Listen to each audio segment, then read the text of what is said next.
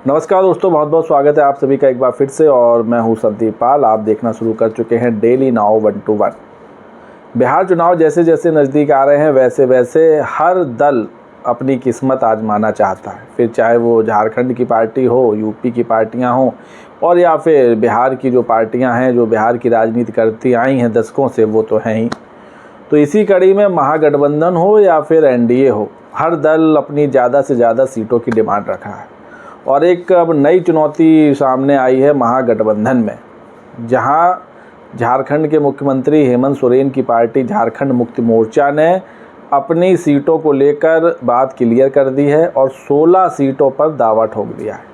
जहां वो पहले 12 सीटों पर चुनाव लड़ने की बात कर रहे थे, लेकिन अब उन्होंने कहा है कि 16 सीटों से कम सीटों पर वो चुनाव नहीं लड़ने वाले। और अब उनका ये प्रस्ताव आरजेडी के लिए थोड़ा टेंशन देने वाला हो गया, क्योंकि सीट बंटवारा जो होगा वो होगा तो एक टेबल पर सबके साथ मिलकर होगा, लेकिन जेएमएम ये दबाव बना रही है कि जल्द से जल्द महागठबंधन अपनी स्थिति क्लियर करे कि वो झारखंड मुक्ति मोर्चा को अपने साथ रखेगा या नहीं रखेगा, या फिर उसको अकेले बिहार में चुनाव लड़ने का डिसीजन लेना पड़े। तो अब बहुत जल्द ये साफ़ करना पड़ेगा कि झारखंड मुक्ति मोर्चा महागठबंधन में है या नहीं है। और अगर नहीं होगा तो हो सकता है जो डिमांड अभी 16 है, फिर तो जब अकेले लड़ना है तो फिर मन चाहे जितनी सीटों पर लड़िए, फिर हो सकता है 20 से ज़्यादा सीटों पर जेएमएम लड़े। हालांकि अभी बात चल रही है और बात जो निकल कर सामने आ रही है उसके मुताबिक तो अभी इतना ही पता चल रहा है कि बहुत ज़्यादा हो सकता है तो झारखंड मुक्ति मोर्चा को 6 सीटें मिल सकती हैं बिहार में। इससे ज़्यादा तो सीटों की उम्मीद नहीं है। और जब लोग बढ़ा चढ़ाकर सीटें बोलते हैं तो उसके पीछे भी एक प्रेशर टैक्टिक्स होती है। राजनीति में ये माना जाता है जब आप 10 की बात करोगे तब 5 मिलेंगी, जब 20 की बात करोगे तब 10 मिलेंगी। तो इसीलिए अब जो डिमांड पहले 12 थी अब बढ़कर 16 कर दी गई है। और ये प्रस्ताव दिया गया है कि भाई महागठबंधन जल्दी तय करके हमको बताए कि हम उसका हिस्सा हैं बिहार में या नहीं। अगर नहीं है तो हम फिर अकेले चुनाव लड़ें। तो ये एक नया डिमांड या कहें नई मांग झारखंड मुक्ति मोर्चा ने रखी है। हालांकि झामुमो ने ये भी कहा है कि उनकी जो पहली प्राथमिकता है वो महागठबंधन के साथ ही चुनाव लड़ने की है। वो उनका कोई इरादा नहीं है अकेले चुनाव लड़ने का, लेकिन उनको सम्मानजनक सीटें दी जाएं तभी वो लड़ेंगे। तो बिहार में 243 सीटें हैं, उन 243 में 16 की डिमांड की जा रही है। और अगर झामुमो की इस मांग पर विचार मंथन और चिंतन होता है तो हो सकता है कि भाई 6 से 8 सीटें उनको देनी पड़े। वो इसलिए क्योंकि जब अभी झारखंड में चुनाव हुए थे 2024 में, तो झारखंड में महज 81 सीटें हैं विधानसभा की। उन 81 सीटों में 6 सीटें दी थी हेमंत सोरेन ने आरजेडी को, और आरजेडी ने 6 सीटों पर चुनाव लड़कर 4 में जीत हासिल की थी। तो परफॉर्मेंस तो अच्छा किया था, 50% से ज़्यादा का स्ट्राइक रेट था। तो अब वही लौटाने का वक्त आ गया है। तो झारखंड मुक्ति मोर्चा का मानना है कि जब हमने अपने यहाँ 81 सीटें थी उसके बावजूद आपको 6 सीटें दी, तो बिहार में जो 243 सीटें हैं तो हमको कम से कम 16 सीटें मिलें। तो अब एक नई चिंता खड़ी हो गई है महागठबंधन में कि झामुमो को साथ रखना है या नहीं रखना है। और क्योंकि इंडिया अलायंस का भी हिस्सा है झारखंड मुक्ति मोर्चा, तो उनको साथ लेकर भी चलना है।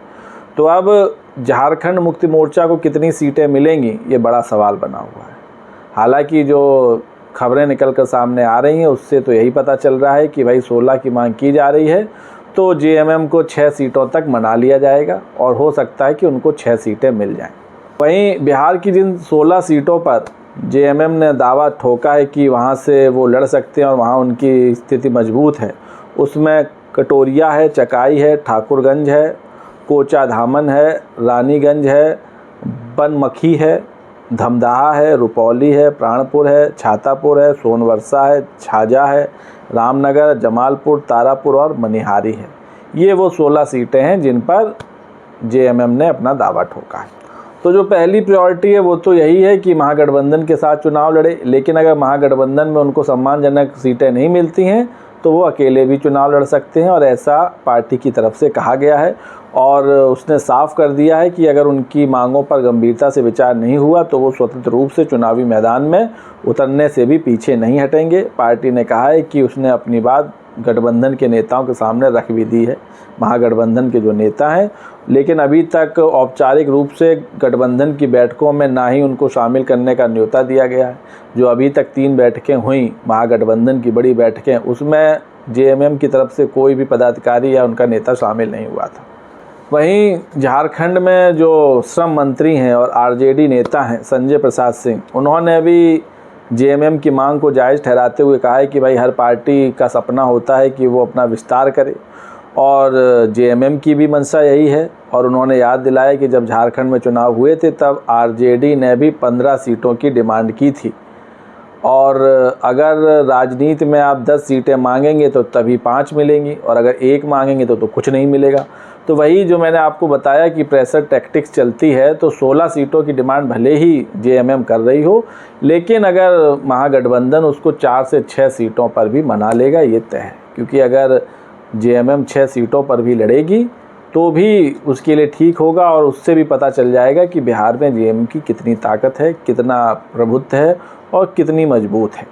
क्योंकि जिस तरह आरजेडी को 6 सीटें दी जब महागठबंधन में झारखंड में जब चुनाव हुए थे तो 6 में 4 सीटें जीती, तो अगर जेएमएम को भी 6 सीटें मिलती हैं और उसमें वो 4 से 5 सीट जीतती है तो बहुत बढ़िया परफॉर्मेंस होगा। और अगर 6 में से 1 भी सीट नहीं जीत पाती है या 1 या 2 पर रह जाती है तो फिर देखने वाली बात होगी। क्योंकि बिहार में जेएमएम का प्रदर्शन बहुत अच्छा रहा नहीं है। अब तक सिर्फ 1 बार 1 सीट जीत चुकी है, वो भी बहुत वक्त पहले। तब सिर्फ अभी तक बिहार में झारखंड मुक्ति मोर्चा 1 बार सीट जीती है। उसके बाद जो कैंडिडेट उनके टिकट से लड़े थे वो निर्दलीय चुनाव जीते थे। तो भाई पार्टी का विस्तार करना है, इसीलिए प्रेशर टैक्टिक्स चली जा रही है। खैर, लेकिन ये 16 सीटों का दावा करके जेएमएम ने एक चुनौती तो दे ही दी है महागठबंधन को और थोड़ी टेंशन भी बढ़ा दी है। तो दोस्तों, आपको क्या लगता है कि क्या झारखंड मुक्ति मोर्चा महागठबंधन तो दोस्तों आपको क्या लगता है कि अगर झारखंड मुक्ति मोर्चा महागठबंधन में आता है तो उसे कितनी सीटें देनी चाहिए?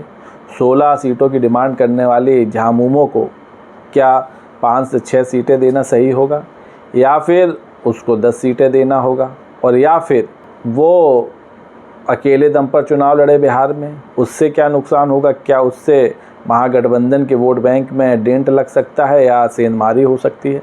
अपनी राय कमेंट्स करके दें। वीडियो पसंद आया हो तो चैनल को लाइक, शेयर और सब्सक्राइब करना ना भूलें। तब तक के लिए नमस्कार।